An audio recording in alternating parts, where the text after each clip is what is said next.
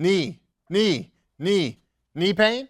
The reality is most of us at some point in our lives are going to have knee pain. And that's because it's a very small joint and our whole entire body is carried on top of it. But today I want to show you 3 different moves to help you get out of knee pain. And we're going to start with one of the most common things that happens when people have knee pain, which is we lose the ability to bend our knee all the way. And so this is a movement that's really awesome for gaining that ability back. Now, why does this happen? When all the muscles, tendons, and ligaments are really tight, it keeps the joint tight and compressed. And so we try to get to these ranges of motion that are real deep, and all of a sudden, those tendons, ligaments, and joints don't let us go any further. So what do we want to do? We want to create space inside the joint. We want to create space so that the knee can glide forward and it can do what it's supposed to do. But how do we do that? Well, a simple way to do that is something called gapping the knee.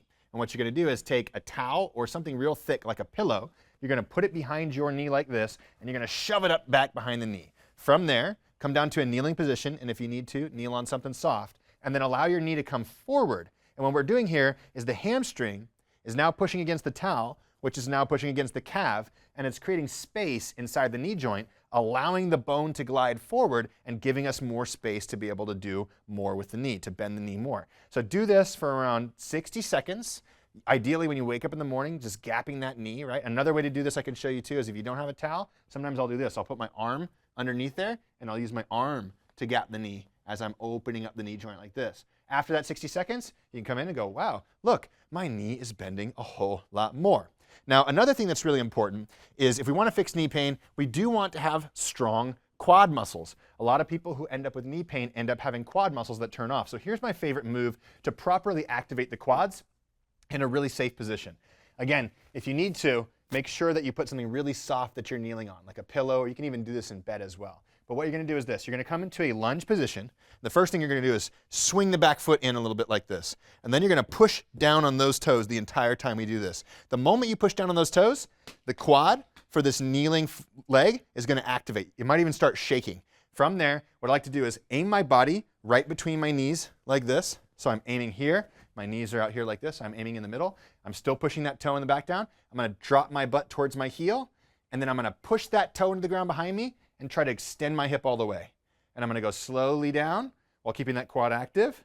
Then I'm going to push my toe into the ground and come up. If you look real close, you can even see that my muscle is shaking as I come back up.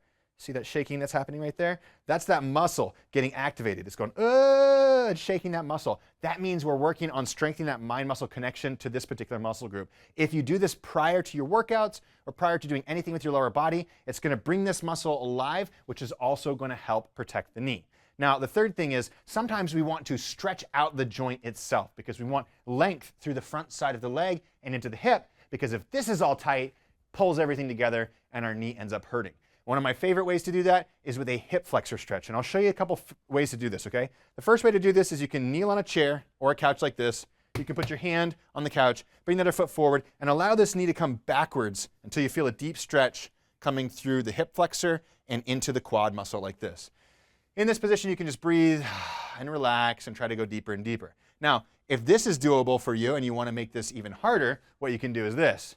The foot goes on the back of the chair and the knee comes down like this. And now we're going to try to bring our butt towards our heel while tilting our pelvis like this. So don't let your butt stick out like this as you come backwards. Think about tailbone towards the ground as you bring the butt backwards. This is going to deepen that stretch, going all the way into the hip and into the quad muscle. Same thing here. Inhale, exhale, as we try to bring our butt back closer to our heel while maintaining that pelvic position.